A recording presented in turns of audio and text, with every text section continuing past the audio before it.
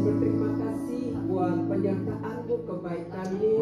Engkau mengumpulkan anak-anak-Mu, para wanita-Mu, orang-orang pilihan Allah ada waktu Tuhan.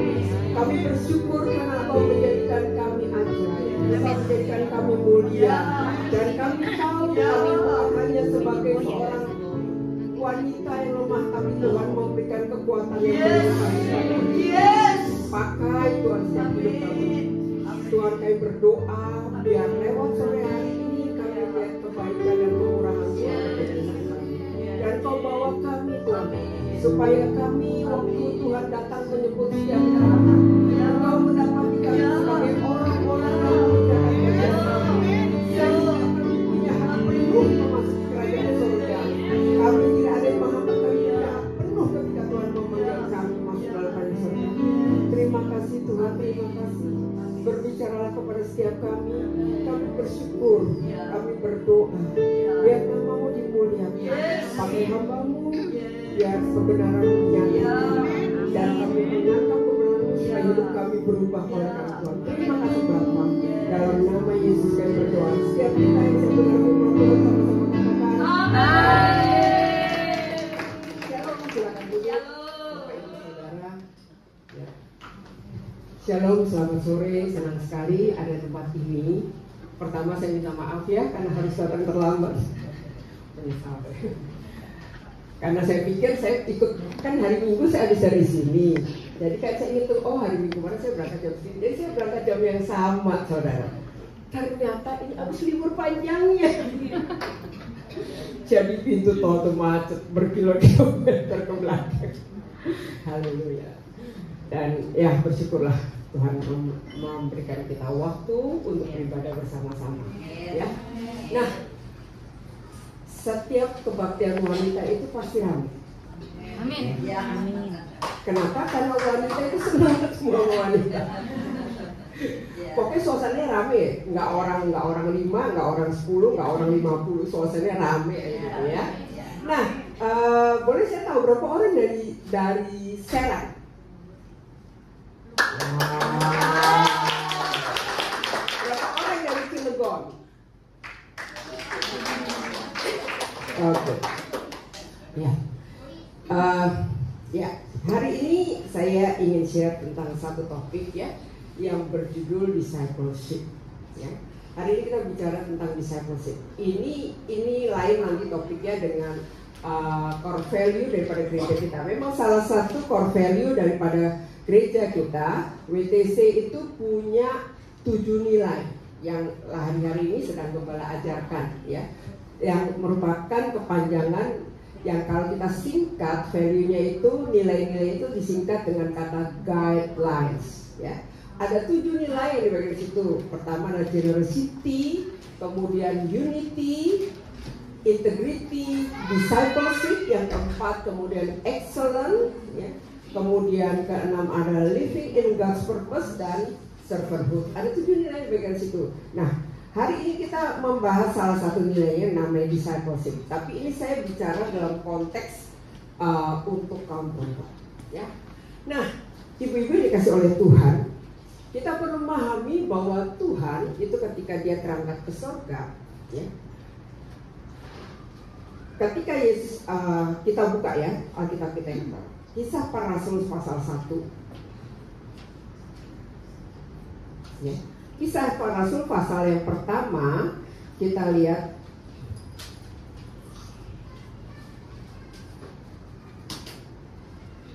ayat yang mulai dari ayat yang ke-8. Ya. Kisah Para Rasul pasal yang pertama mulai dari ayat yang ya, mulai dari ayat yang ke-8 kita lihat sampai dengan ayat yang ke-14 ya. Kita baca bergantian Kisah Para Rasul 1 mulai ayat 8 sampai dengan ayat yang ke-14. Kita baca bergantian ya, saya baca ayat 8, ibu-ibu baca ayat genap ya.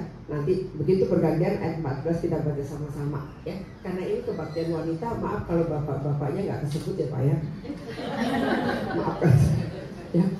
Kita mulai dengan ayat 8 ya.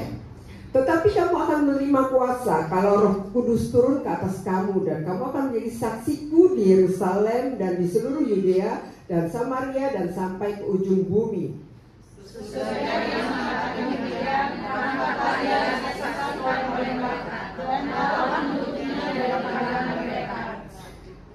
Ketika mereka sedang menatap ke langit waktu ia naik itu, tiba-tiba berdirilah dua orang yang berpakaian putih dekat mereka. Dan berkata kepada mereka, "Hai orang-orang Galilea, mengapa kamu berdiri tinggal di kami? Yesus ini yang akan datang ke orang meninggalkan kamu, akan datang kembali ke kamu seperti kamu melihat dia naik ke surga." Ayat yang ke-12 ya. Maka kembalilah rasul-rasul itu ke Yerusalem dari bukit yang disebut Bukit Zaitun, yang hanya seperjalanan sabat jauhnya dari Yerusalem. Setelah mereka tiba di bawah, naiklah mereka ke ruang atas, tempat mereka nampak.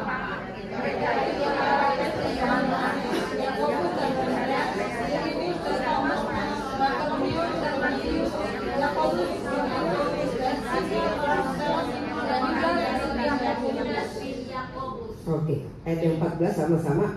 Mereka semua bertekun dengan sehati dalam doa bersama-sama dengan beberapa perempuan serta Maria ibu Yesus dan dengan saudara-saudara Yesus.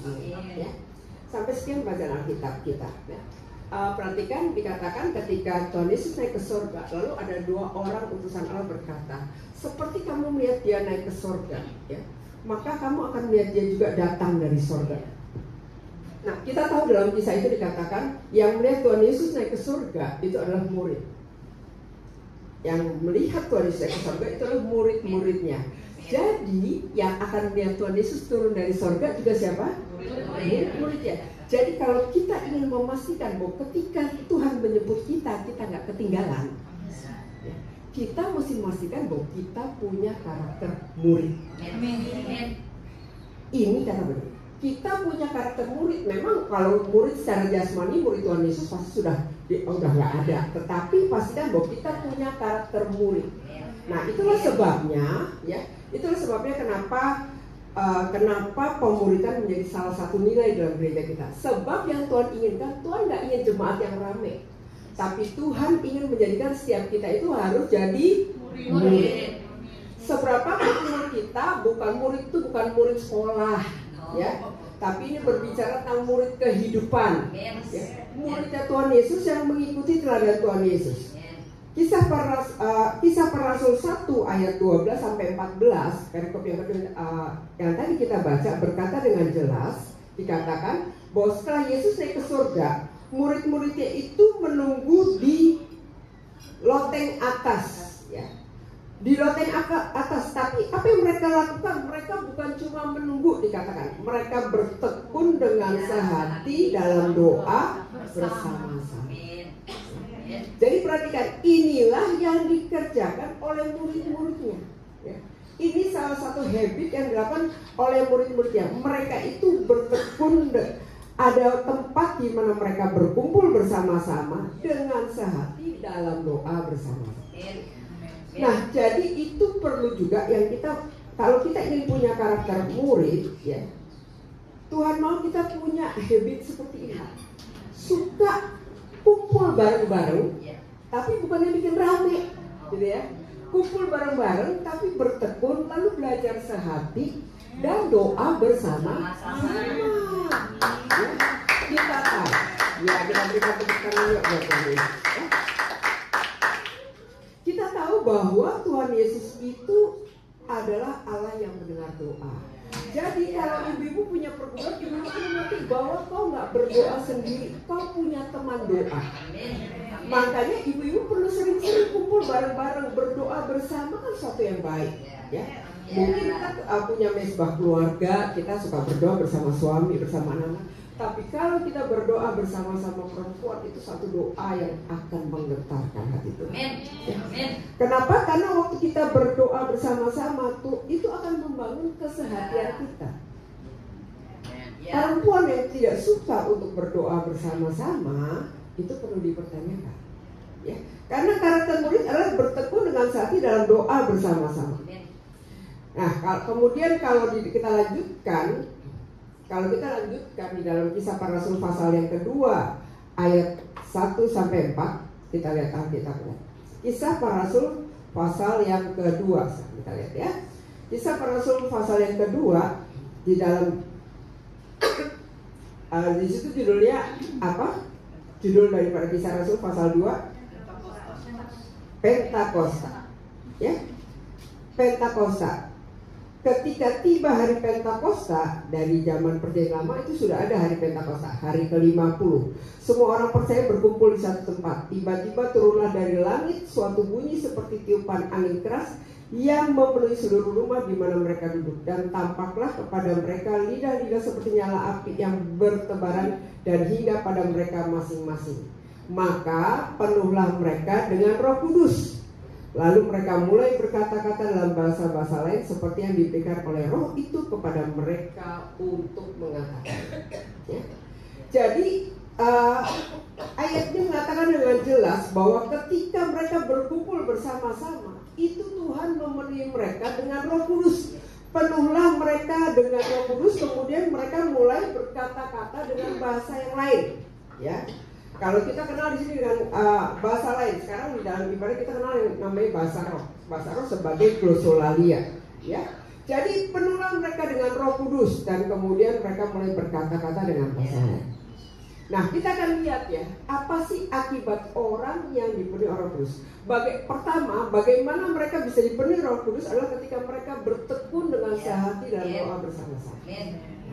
Itu kunci untuk kita mengalami kepenuhan Roh Kudus, ya. Tetapi apa akibatnya kalau dipenuhi Roh Kudus? Apa akibatnya kalau kita dipenuhi Roh Kudus? Perhatikan baik-baik ya. Perhatikan baik-baik. Dalam Kisah Para Rasul 2 yang tadi dituliskan,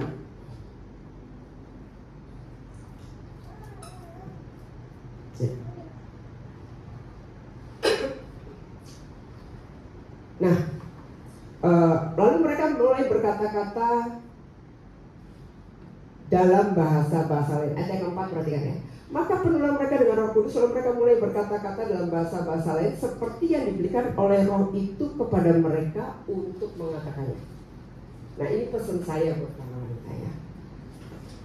Kita itu punya mulut untuk dipenuhi Roh Kudus.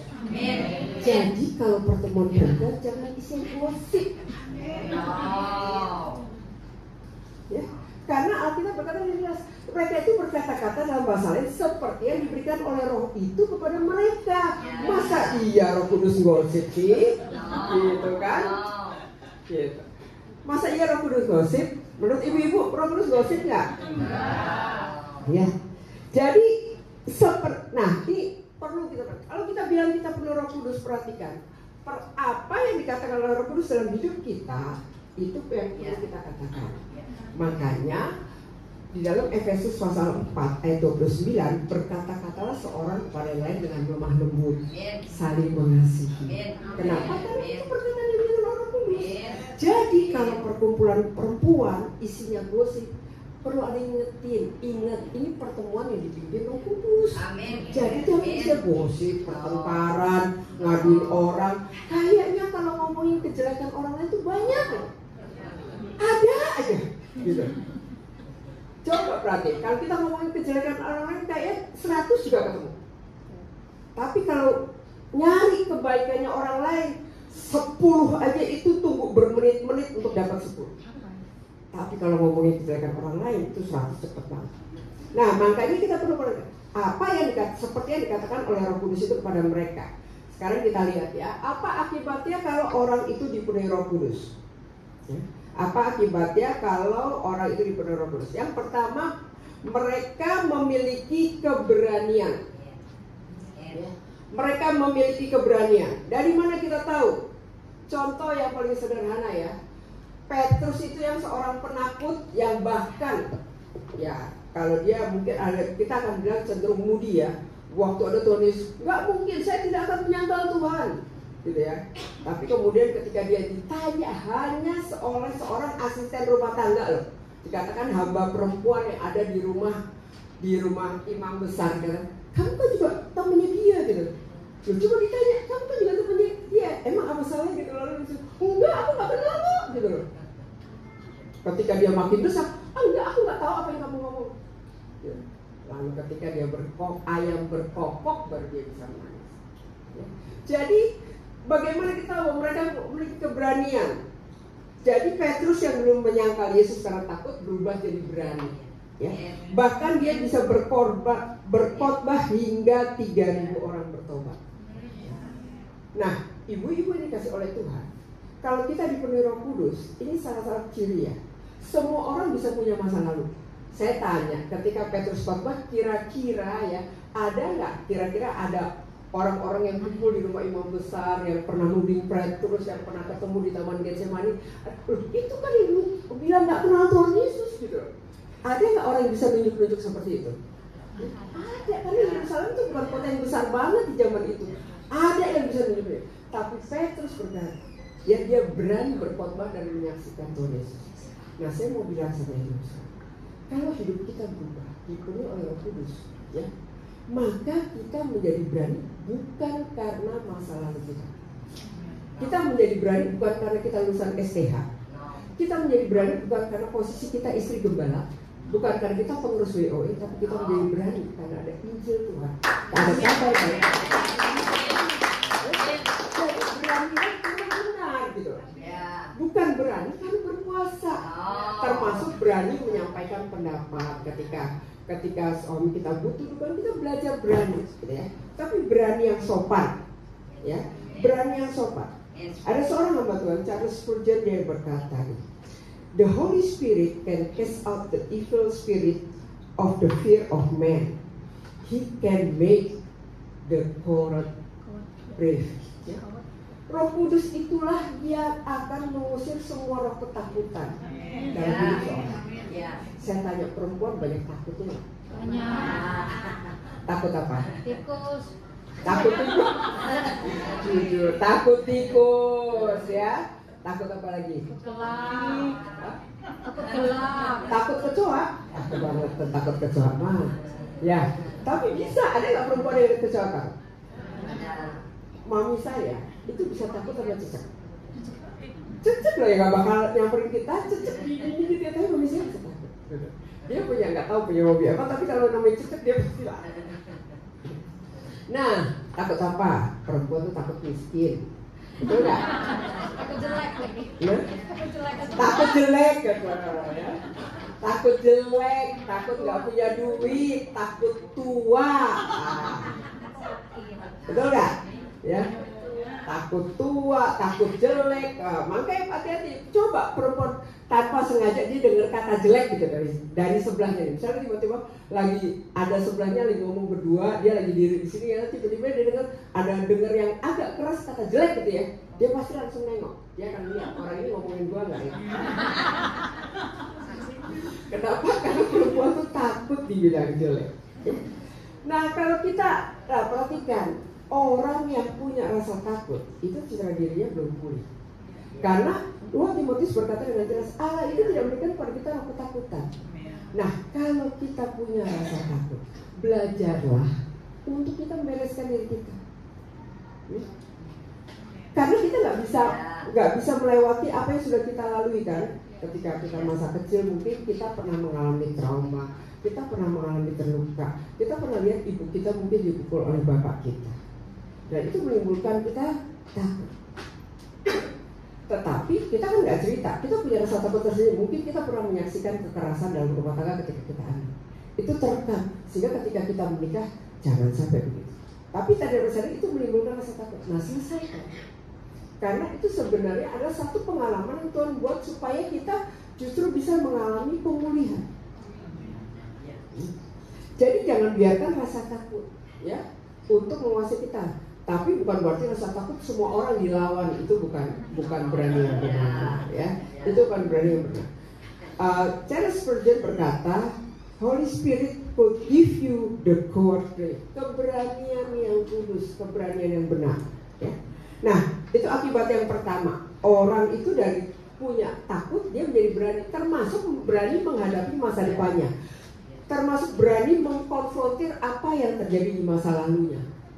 Nah, Makanya saya dorong kenapa hari ini saya ingin bicara pemuritan, karena nanti saya akan jelaskan bahwa ketika ibu-ibu ada dalam pemuritan, ketika ibu ada dalam kelompok kecil, itu termasuk kita akan berani mengkonfrontir apa masalah kita. Ya. Yang kedua, orang kalau dipenuhi Roh Kudus, Kisah Para Rasul 2 ayat 41 sampai 47 berkata dengan jelas, jemaat itu mengalami perubahan dari sekedar jemaat menjadi murid Kristus. Dari jemaat menjadi murid Kristus. Nah, saya pesan kepada para pemimpin yang tempat ini, saya pesan kepada pengurus WOE yang ada, ya, tolong latih jemaat menjadi murid, karena yang akan diangkat Tuhan itu adalah murid. Ya. Nah, kemarin ketika di sini saya sudah jelaskan, kita itu ada di gereja apa? WTC.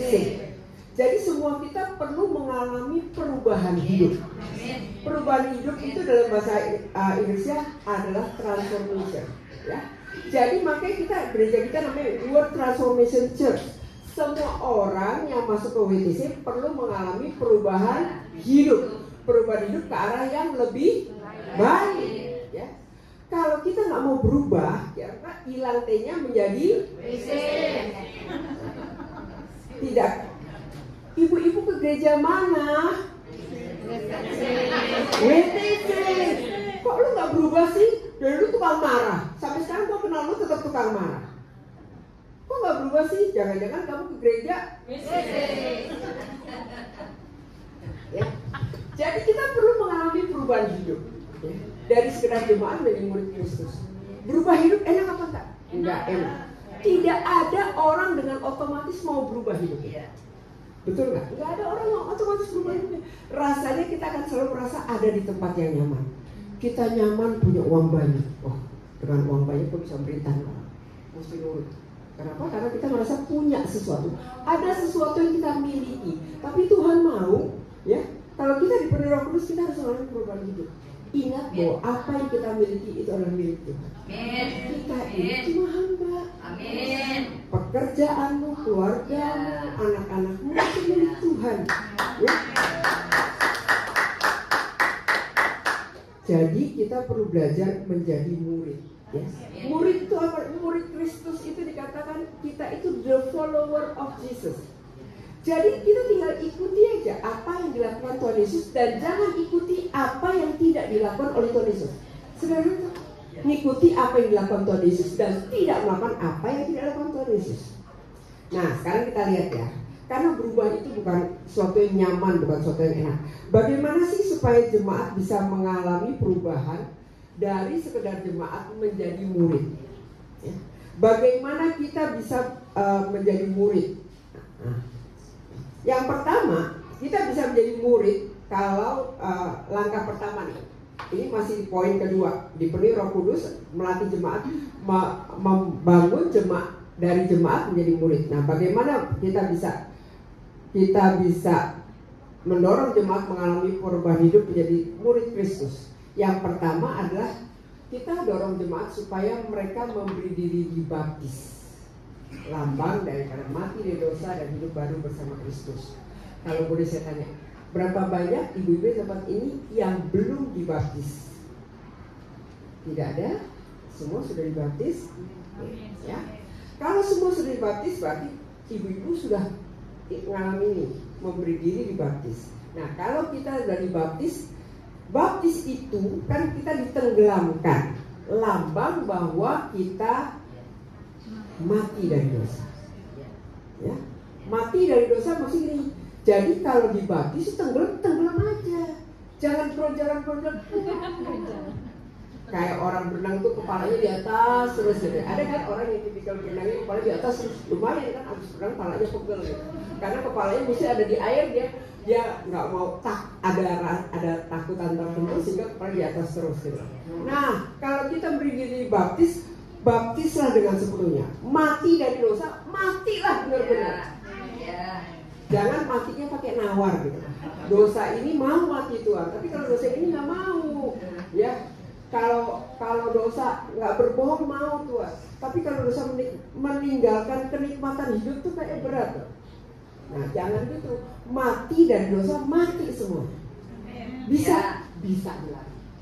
Ya, bisa dilatih. Yang kedua, Bagaimana kita melatih jemaat menjadi murid? Ada yang kedua, pertama dibaptis, yang kedua adalah kita mendorong jemaat untuk bertekun dalam pengajaran para rasul, ya. Bertekun dalam pengajaran para rasul. Nah, kita bersyukur kalau hari ini kita punya Alkitab. Di zaman itu mereka tidak harus dengar dari para rasul langsung dan mereka menuliskannya. Makanya baru muncul perjanjian baru, ada kitab Filipi, Kolose, Paulus menulis banyak surat-surat itu, ya. Bertekun dalam pengajaran para rasul. Nah, ini yang seringkali kita tinggalkan. Di dalam gereja, kalau kita lihat siklus dalam gereja, amanat agung berkata begini, Matius 28 ayat 18 sampai 20 begini. Karena itu pergilah, jadikanlah semua bangsa muridku. Nah, ini yang banyak dilakukan oleh gereja. Pergi dan jadikan semua orang itu murid. Artinya ada orang-orang yang memberitakan Injil, ya. Siapa yang di sini lahir karena dari kecilnya orang Kristen? Oke. Siapa yang datang ke gereja ini karena diajak oleh teman yang memberitakan kabar baik? Ada? Ya? Ada? Siapa yang datang ke sini karena mengalami mujizat Tuhan atau mengalami kebaikan Tuhan lalu datang ke gereja? Ya. Kita lihat, ya. Ada orang-orang yang memang dari lahir Kristen, tapi ada orang-orang yang datang ke gereja karena diberitakan kabar baik. Ya. Jadi ini siklus dalam gereja. Karena saya ingin jelaskan tentang Matius 28 ayat 18 sampai 20. Tentang amanat agung. Amanat agung berkata demikian. Yang pertama adalah pergi beritakan Injil, ya. Pergi beritakan Injil, lalu setelah itu dibaptis. Nah, rata-rata dalam gereja yang dilakukan memberitakan Injil, baptis, udah menjadi anggota gereja, selesai. Memberitakan Injil, dibaptis, udah, yang penting dia rajin ke gereja, rajin duduk di bangku gereja, memberikan persembahan, pokoknya setialah kalau dilibatkan dalam pelayanan, mau gitu ya. Amanat agung tidak separuh jalan. Amanat agung itu meliputi 4 langkah ini. Pergi memberitakan Injil, membaptis, lalu mengajar. Ajarlah mereka melakukan segala sesuatu yang telah kuajarkan kepadamu. Itu perintah Tuhan Yesus. Makanya di dalam gereja itu perlu ada pengajaran. Ada kelas-kelas di mana kita bisa mengikuti spiritual journey, ya. Makanya ada TC 01, TC 02. Nah, pokoknya prinsip kita mesti belajar lewat pengajaran, bukan hanya ibadah, mengajar. Lalu setelah kita mengajar mereka, jadikan mereka itu murid. Karena murid itu akan mencari murid lainnya. Murid itu akan mengalami perubahan hidup. Coba perhatikan, pernah nggak ketemu anak yang sekolah dengan anak yang tidak sekolah? Sederhana aja. Pernah ketemu anak sekolah dengan anak tidak sekolah? Mana yang lebih sopan? Sekolah. Ya. Mana yang lebih cepat cara berpikirnya? Nggak usah gitu. Saya lihat cucu saya, si Elin itu udah sekolah ceritanya 2 tahun gitu ya. Itu 2 tahun gitu ya, itu bisa makan sendiri ya. Dan bisa makan lahatan. Maksudnya berantakan sih ada, tapi maksudnya udah bisa makan. Saya pikir-pikir, kayaknya dulu anakku 2 tahun nggak sampai segitu-gitu amat gitu. Tapi karena di sekolahnya tuh jadi ada acara makan bersama gitu. Jadi dia menjadi terlatih karena di sekolah. Nah, jadi perlu diajarkan, ya, perlu diajarkan. Lalu jadi murid. Ketika dia jadi murid, dia akan merasakan manfaatnya. Oh, ternyata aku jadi lebih teratur, aku punya waktu disiplin ketemu Tuhan, aku bisa mengalami sukacita, aku mengalami kebaikan Tuhan, aku bisa membuat surga terbuka, dan dia akan bagikan itu kepada orang lain. Jadi itulah, jadi gereja itu bukan merupakan tempat perpindahan jemaat, tapi tempat orang-orang yang ketemu dengan Tuhan Yesus tempat ini. Makanya dalam gereja itu tempat-tempatnya harus ada, memberitakan Injil, membaptis, tapi juga mengajar dan menjadikan murid. Nah, kenapa sih kita perlu menjadikan murid? Ya. Supaya kita bisa menjadikan murid. Kenapa? Karena maka jemaat itu untuk bisa menjadi murid, maka jemaat itu harus membaca firman Tuhan setiap hari melalui program Suka Membaca Alkitab. Siapa yang di sini baca Alkitab setiap hari? Gitu, ya. Yang belum baca, saya dorong baca. Karena itulah Itulah makanan rohani. Ya, makanan rohani. Kalau murid kan kita tadi bilang, ya, orang Kristen itu adalah the follower of Christ. Bagaimana kita bilang kita pengikut Kristus kalau pikiran kita nggak pernah sama dengan Kristus? Seorang hamba Tuhan, Crystal McDowell, dia berkata, we can have the mind of Christ when we meditate on the word of God. Jadi kalau kita rajin merenungkan firman Tuhan, ya, maka kita bisa memiliki pikiran Kristus. Jangan bilang, pikiran Kristus kan katanya panjang dan lebar, tidak tersambung. Makanya perlu kita gali setiap hari. Memang kita tidak jadi seperti Kristus, tidak jadi seperti Kristus, benar. Ya, tetapi kita bisa mengenali jalan-jalan, kita bisa mengenali pikirannya dengan cara merenungkan. Nah, mungkin ada ibu-ibu berkata, rasanya baca Alkitab tuh nggak ngerti-ngerti. Siapa yang pernah ngalami baca Alkitab nggak ngerti-ngerti? Saya pernah. Jujur saya pernah. Rasanya baca Alkitab kejadian apa sih yang diceritain? Aku pernah tahu sih, tapi kok kayaknya nggak ada yang nancep gitu ya, nggak ada yang meresap. Kalau itu terjadi dalam hidupmu, jangan berhenti baca Alkitab. Nah, saya kasih clue yang sederhana. Bagaimana kita bisa menikmati baca Alkitab? Nah, kan ada Tuhan di tempat yang maha tinggi dan ada kita di bumi ini. Ya, ada jarak antara kita dengan Sepertinya ada jarak antara kita dengan Tuhan. Kita kepingin dekat sama Tuhan, tapi ada jarak antara kita dengan Tuhan. Jadi ada space, ada jarak ya, Pak. Ada renggang, renggangnya seberapa. Nah, itu kita sebut ada space. Nah, space itu merupakan singkatan. Setiap kali kita baca Alkitab, pergunakan, ingat-ingat space. Nah, space itu singkatan dari apa? Ini cara kita merenungkan firman Tuhan. Jadi antara Allah dan manusia itu ada space. Space itu singkatan dari yang pertama, ada 5 huruf ya, SPACE. Mengingatnya gampang. S itu berbicara tentang sin. Dosa apa yang harus ditinggalkan. Jadi memang setiap kali kita bertemu dengan Tuhan, kita mesti belajar dosa apa yang harus saya tinggalkan. Mungkin rasanya berat ya, misalnya ya.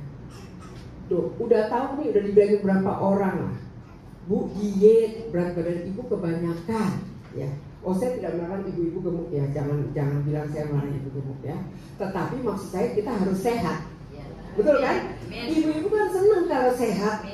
Anak-anak berbahagia, suami berbahagia, nggak usah keluar biaya dokter buat ngobatin kita gitu kan. Nah, jadi kita perlu ngerti dosa apa yang mungkin kita udah berapa kali tegur, tapi ada makanan kesukaan yang kita sulit tinggalkan. Nah, belajar kue gitu ya. Ibu-ibu yang suka cake gitu kan. Atau kalau makan nasi nggak bisa sedikit gitu loh. Nah, itu kita perlu belajar. Termasuk menjaga hawa nafsu itu termasuk, kalau kita udah diingetin tapi tidak bisa menjaga hawa nafsu, itu namanya dosa. Sesuatu yang diberitahu untuk kebaikan kita kok ya. Atau jangan biarkan pikiran kita dipenuhi dengan kemarahan. Setiap hari yang diingat salahnya orang, setiap hari diingat salahnya orang, capek pikiran. Nah, itu dosa-dosa yang harus kita tinggalkan. Lalu yang kedua setelah S adalah ada huruf P. P berbicara promises ya. Promises. Apa janji Tuhan yang kita dapat dari bacaan kita hari ini. Lalu A itu berbicara tentang attitude. Attitude itu sikap apa yang harus diperbaiki. Kalau kita mau belajar gini, itu otomatis hidup kita itu berubah. Hidup kita itu berubah karena ada sesuatu yang Tuhan pasti akan ingatkan untuk diperbaiki. Wah, diingetin dosa, nggak enak diingetin dosa, bener nggak enak. Tapi Tuhan janji, kalau Tuhan suruh kita melepaskan dosa, itu Tuhan janji kasih kekuatannya. Ya, kalau kita suruh melepaskan sesuatu yang rasanya berat, satu waktu gini ya, sederhana. Ibu-ibu senang nggak kalau punya tabungan yang banyak? Siapa yang nggak senang punya tabungan banyak? Oh, ada. Kalau ada, mas saya mau bilang alihkan aja ke gereja. Ya, saya juga senang punya tabungan banyak. Jadi kalau rasanya tabungan itu diambil buat untuk sesuatu yang bagi saya kurang berharga, gitu ya.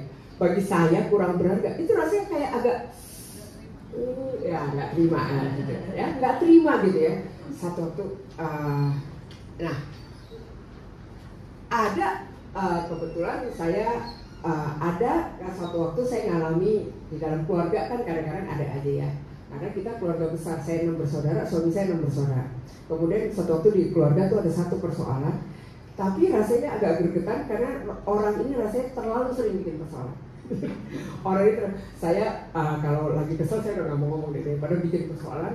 Nah satu waktu kemudian bikin lagi persoalan untuk hal yang kecil-kecil gitu loh. Rasanya kan kita mesti sadar kalau kita sudah berumur kan nggak boleh pergi sendiri gitu kan ya. Kadang-kadang kita bisa lupa jalan. Ada beberapa orang yang saya kenal umurnya belum tinggi, belum sampai 70, tapi tak bisa pergi sendiri tanpa tahu tujuannya kemana. Gitu. Nah kan bahaya kalau gitu-gitu karena mesti ditemenin gitu kan. Tapi orang ini dengan tenangnya pergi sebenarnya pergi dengan istrinya, tapi pokoknya kurang hati-hati ya. Jadi nanti mobilnya tabrakan, nanti dia nabrak orang, kan nggak lucu peristiwa-peristiwa begitu. Dan kita sebagai saudara bantuin gitu. Saya sempat pernah, gini lagi, pengen marah, tapi tiba-tiba teringat, emang itu duit dari mana? Dari Tuhan. Tapi kan disimpan bukan untuk yang kayak gitu kan, bagi saya. Kan disimpan bukan untuk yang kayak gitu-gitu, udah dibilangin berkali-kali kan. Memang itu punya siapa? Punya Tuhan. Nah kalau aku mau bagi-bagi, kenapa? Sejak itu saya belajar untuk tidak memilih pihak. Even tabungan itu tercatat atas misalnya atas nama saya atau atas nama suami saya. Iya, itu tidak. Ya. Misalnya kita punya keuntungan besar dari entah cuan dari saham entah cuan dari misalkan kadang-kadang untungnya bisa ceng gitu kan tinggi ya. Tapi belajar bahwa itu pun milik Tuhan. Jadi belajar tidak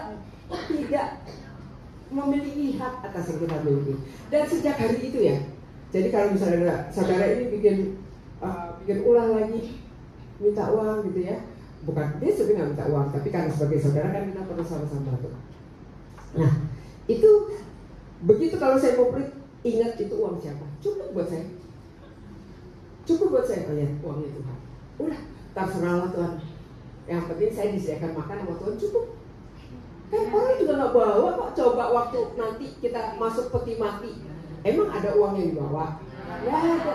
Emas juga dibawa, mau ditukar jadi emas juga dibawa. Nggak kita bawa. Kalau dibawa nanti kuburan kita yang dibongkar gitu. Makanya jangan belajar memiliki sikap yang terus berubah. Sikap saya terhadap harta sekarang udah berubah karena saya nggak what for gitu loh. Bukan berarti jadi royal ya, tapi dari apa yang dikumpulkan itu semua milik Tuhan. Kemudian setelah A, C, komitmen. Kita belajar tiap hari itu ada komitmen yang harus kita buat.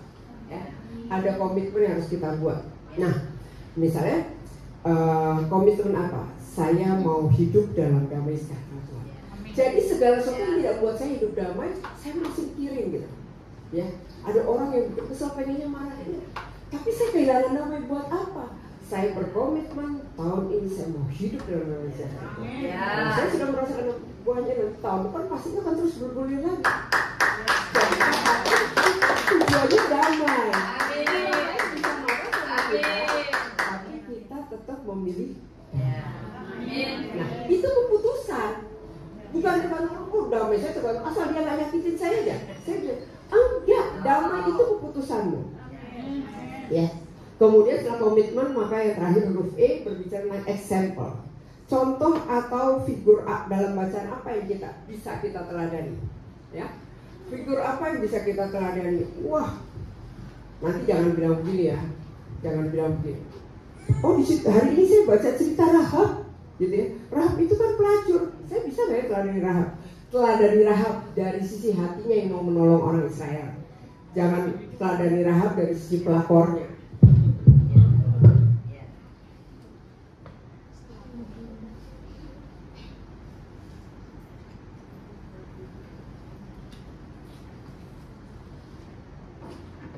Nah, jadi itu caranya kita menikmati firman Tuhan. Jadi bukan firman Tuhan yang kita baca, tapi memang kita punya, kita gali. Nah, karena itu satu membaca Alkitab, ya membaca Alkitab secara pribadi. Lalu jemaat juga diajar melalui kelas pemuridan. Kenapa? Karena anak itu tidak tiba-tiba jadi pintar dan bisa ujian.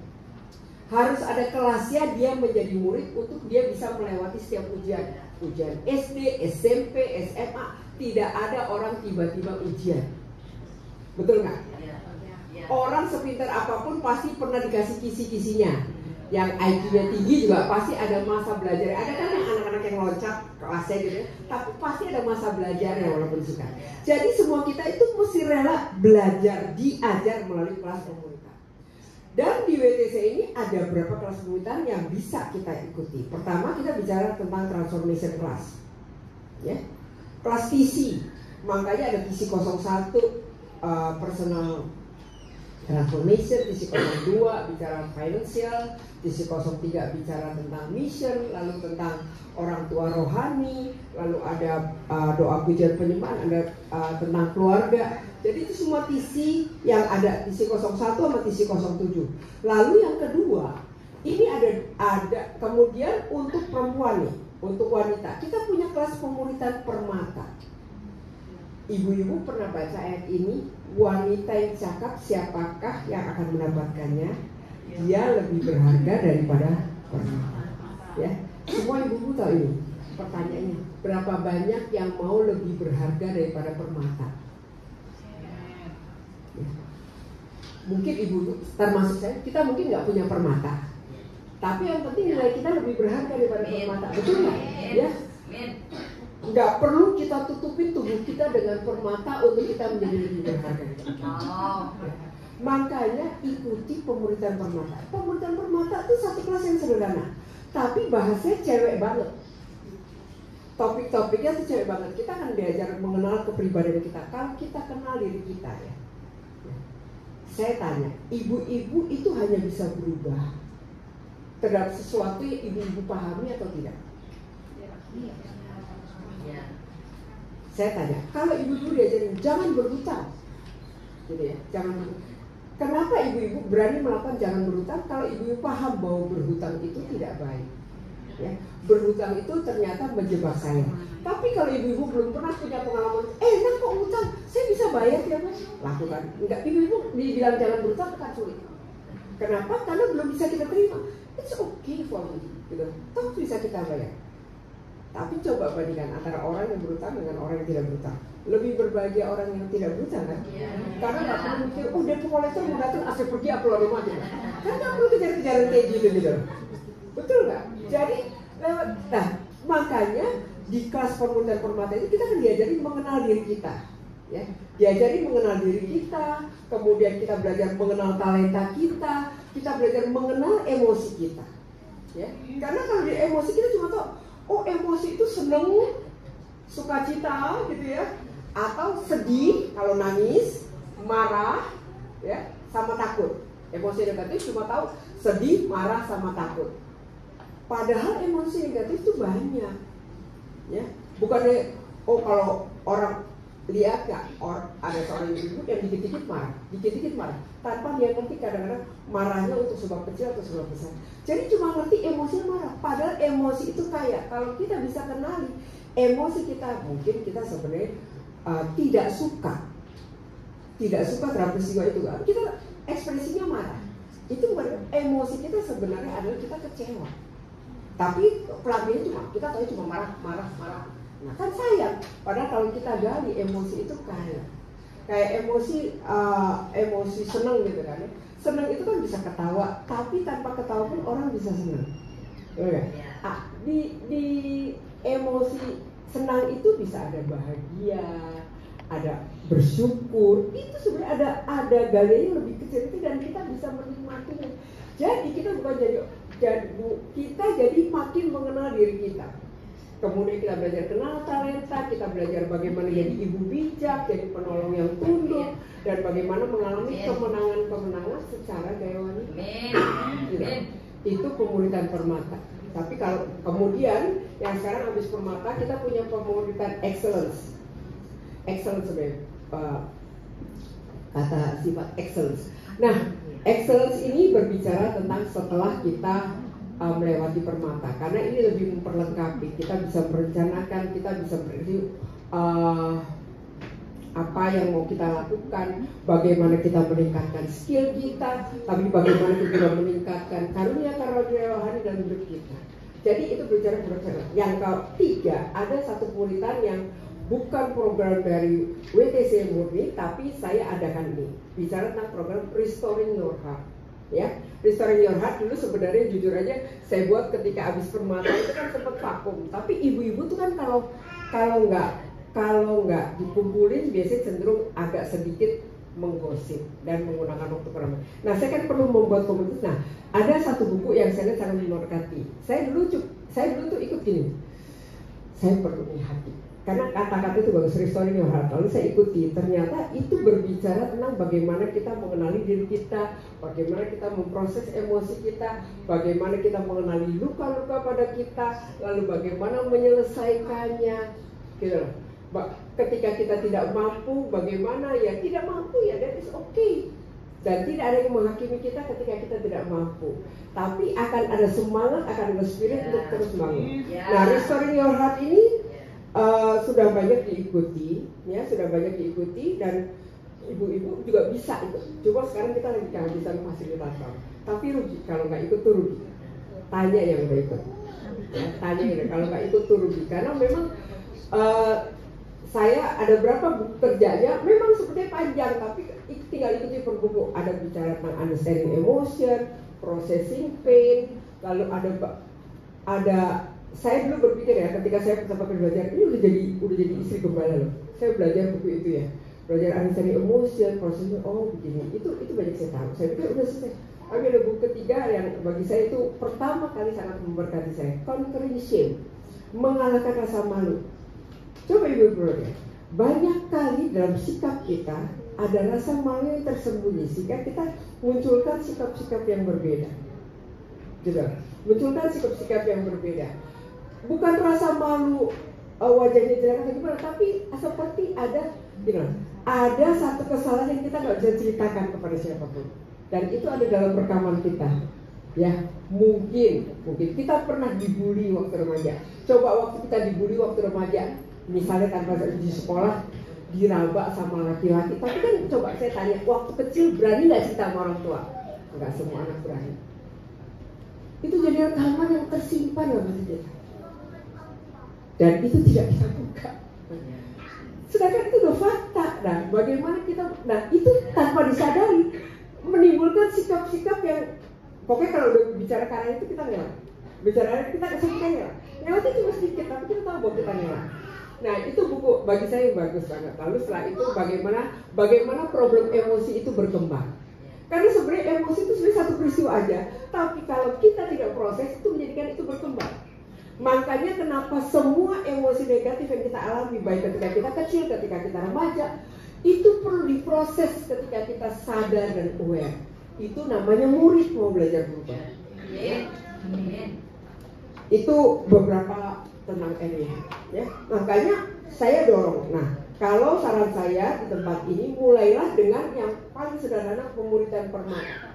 Karena di sini ada banyak alumni. Saran saya, buatlah kelompok pemuritan permata. Ibu-ibu belajar pemuritan. Nanti soal onsite atau online itu tergantung kesepakatan. Ya.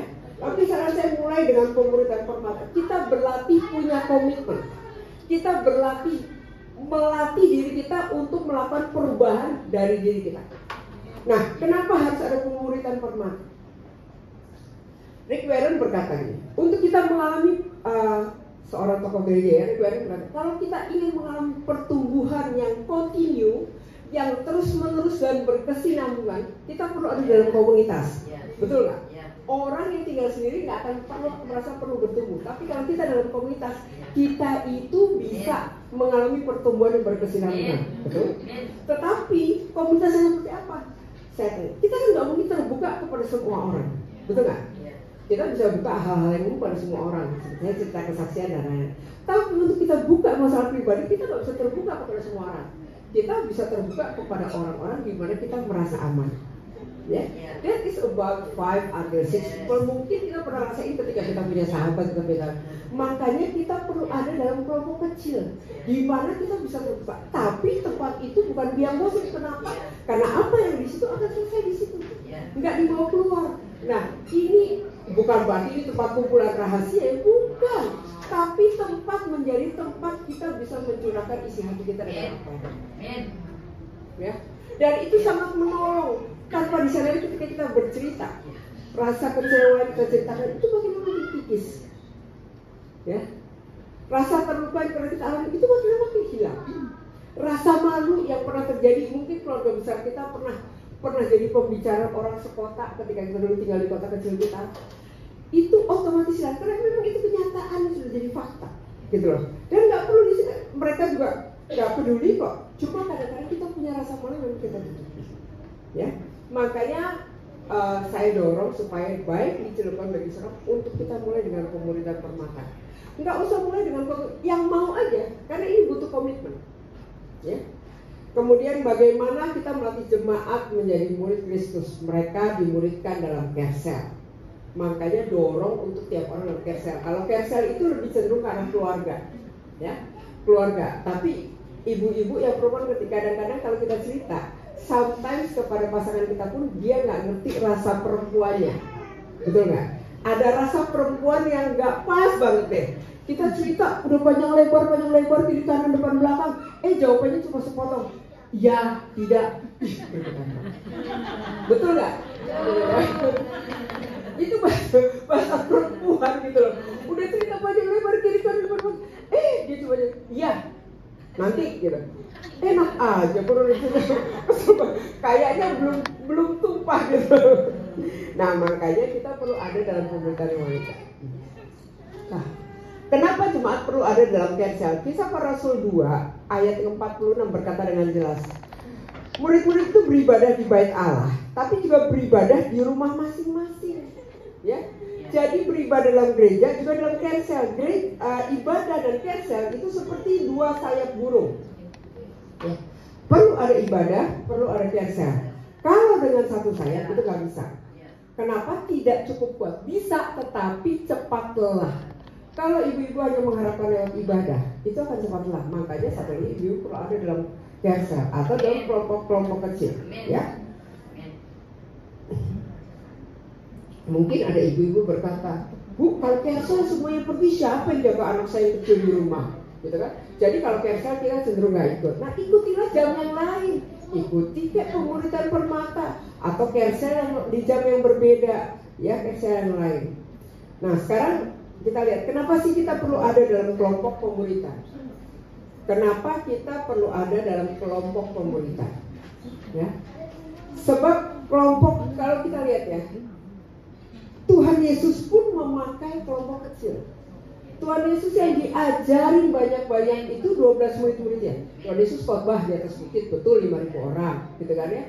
Tetapi Tuhan Yesus yang efektif yang dia perhatikan itu adalah murid-muridnya. Dia pakai murid-muridnya. Ingat, dia pernah bicara sama Petrus, nanti kamu akan menyangkal aku, tapi kuatkan hatimu.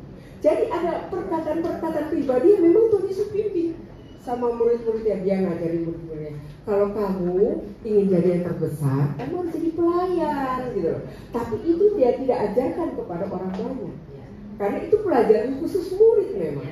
Jadi ada kelompok kecil yang memang di-upgrade, dilatih, dan hidupnya itu mengalami perubahan. Ya. Nah, kita perlu mengerti ya. Kita perlu ada seorang hamba Tuhan Bill Hill, dia berkata gini, our churches exist for making disciples. Jadi gereja itu ada untuk menjadikan murid. Gereja itu bukan mengumpulin orang, tapi gereja ada untuk menjadikan murid.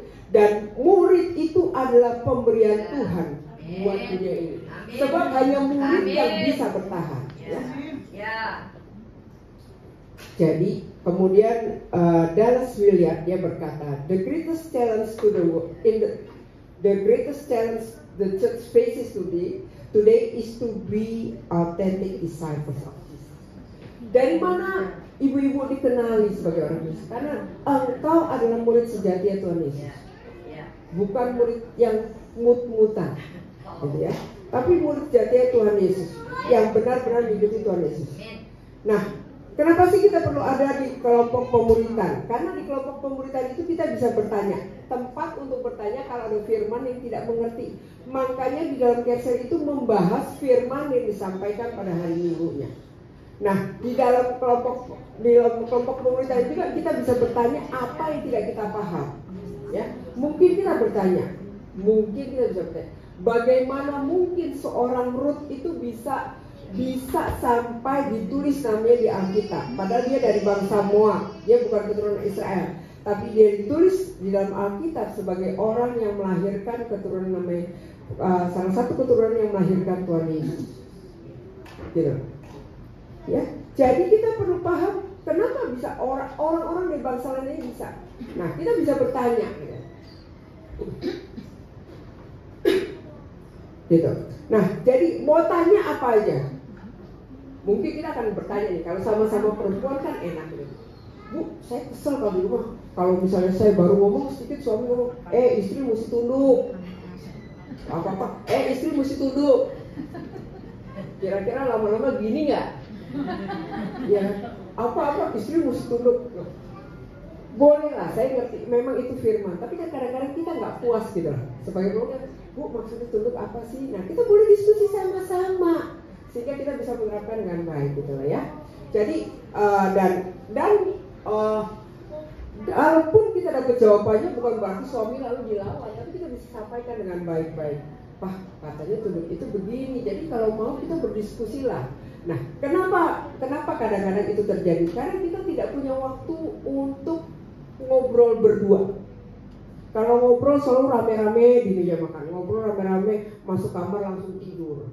Nah, biasa kan punya waktu ngobrol berdua. Ingat waktu pacaran, seneng kan ngobrol berdua. Jangan sampai kita lupa ngobrol berdua. Nanti kalau anak-anak udah keluar rumah nikah, bingung loh tidur sama siapa, tinggal sama siapa, karena udah lupa ngobrol berdua. Lalu apa itu kelompok pemuritan? Adalah tempat melakukan firman Tuhan dan tempat aman bagi jemaat untuk dipulihkan. Ya. Jadi bagaimana kita bisa mempraktikkan firman Tuhan? Mulai dari kelompok kecil. Ya. Kemudian Kersel adalah keluarga rohani yang saling memperhatikan dan menguatkan. Bukan tempat menasehati, bukan tempat menghakimi. Tapi Kersel atau kelompok pemuritan, ya, kelompok-kelompok kecil itu adalah keluarga rohani yang saling perhatikan. Dengerin aja kalau teman kita ngomong. Ya, dengerin itu akan sangat menolong dan menguatkan. Nah, ini yang tadi saya katakan ya, bahwa kita itu bisa rajin kebaktian. Kita bisa jadi rajin kebaktian. Tapi kalau kita rajin kebaktian itu tidak menjamin bertumbuh. Ya, untuk bisa bertumbuh harus ada dalam komunitas yang kecil. Apa itu komunitas kecil? Yang paling sehat adalah kelompok komunitas.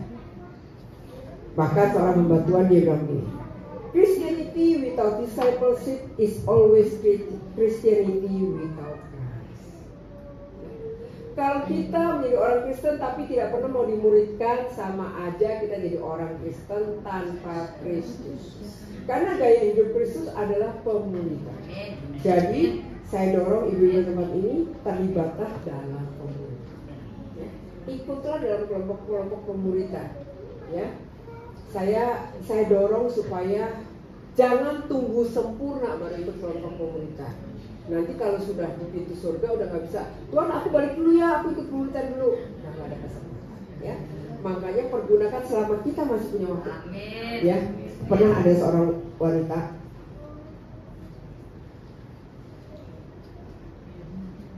ya kan, saya ajak pemuritan. Aduh, saya udah nggak sempat.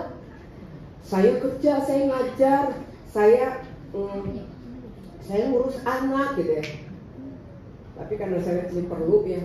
Kenapa saya dorong? Karena saya juga lahir dari dimuridkan dan saya bisa berubah step by step. Saya di pemuritan, saya tidak merasa dipaksa bertumbuh. Tapi saya bertumbuh dari komitmen-komitmen yang saya ambil di kelompok itu.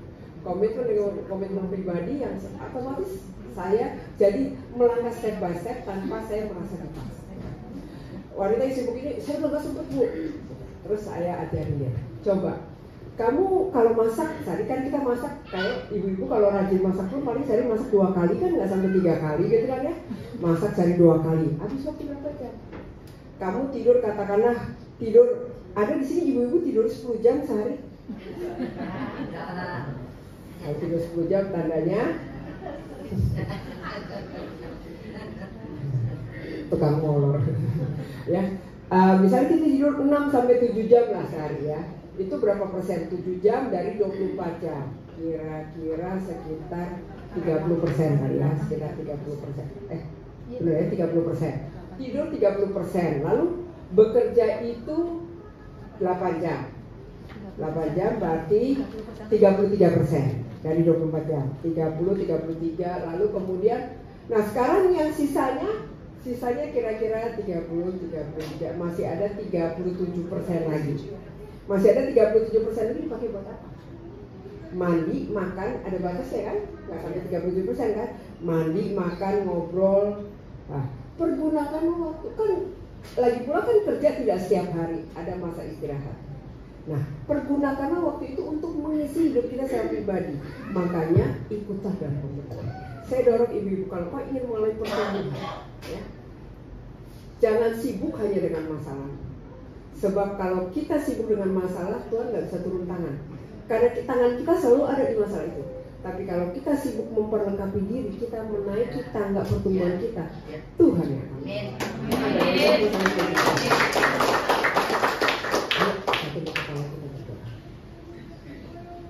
Bapak kami mengucap syukur buat sore hari ini. Aku berdoa, inilah permata-permatanya Tuhan.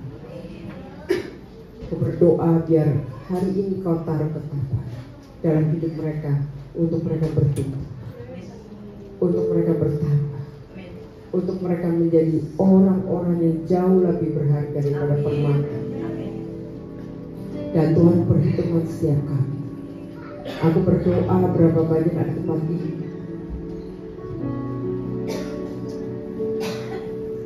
Engkau perhatikan setiap mereka. Sore ini saya mau berdoa. Setiap kita dalam sikap doa. Ya. Berapa banyak dari dalam hatimu kau rindu, Tuhan, aku ingin punya kelompok kecil. Aku ingin berada dalam kelompok kecil di mana aku merasa aman bercerita. Aku ingin ada dalam kelompok kecil di mana aku bisa terbuka. Aku ingin ada dalam kelompok kecil di mana aku bisa bertumbuh.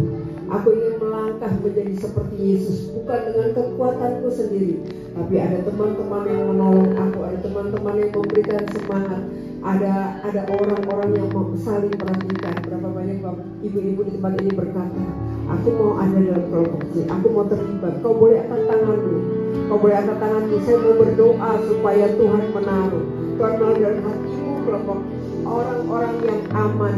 Orang-orang dalam hidupmu, orang-orang yang aman, yang bisa menjadi support system dalam hidup. Tuhan, aku berdoa buat tangan-tangan yang terangkat. Engkau menjawab, Engkau menolong Tuhan, Engkau memegang, bahkan Engkau menuntun sampai mereka ada Tuhan di tempat yang aman. Mereka mengalami kebaikan, kemurahan Tuhan. Mereka melihat kenyataan Tuhan dalam hidup mereka lewat teman-teman yang aman, lewat hidup mereka. Bahkan mereka bisa melihat, oh ternyata Tuhan tidak pernah meninggalkan aku sendiri. Tuhan, aku berdoa. Bahkan ada orang-orang yang menolong ketika aku kesepian, ketika aku ketakutan, ketika aku mengalami kegentaran, ketika aku harus menghadapi apa yang selama ini aku tidak mampu. Tuhan, terima kasih. Aku berdoa, tuntun dan arahkan, supaya waktu kesempatan anugerah ini Tuhan buka, setiap kami mengambilnya. Dan aku berdoa mereka akan kau berkati berlimpah-limpah. Terima kasih Tuhan, terima kasih. Terpujilah namamu ya Bapa. Dalam nama Tuhan Yesus kami berdoa. Haleluya. Amin.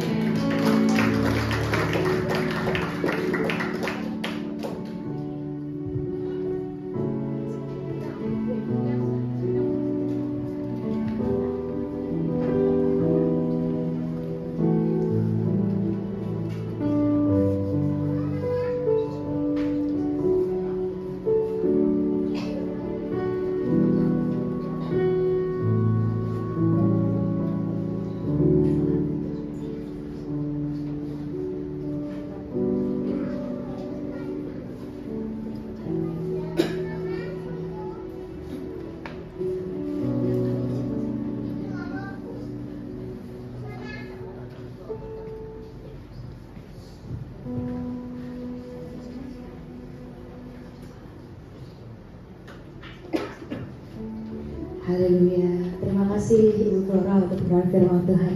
Boleh lihat tangan-tangan yang diberkati oleh kebenaran firman Tuhan. Haleluya. Baik, ibu-ibu yang terkasih, kita bangkit berdiri.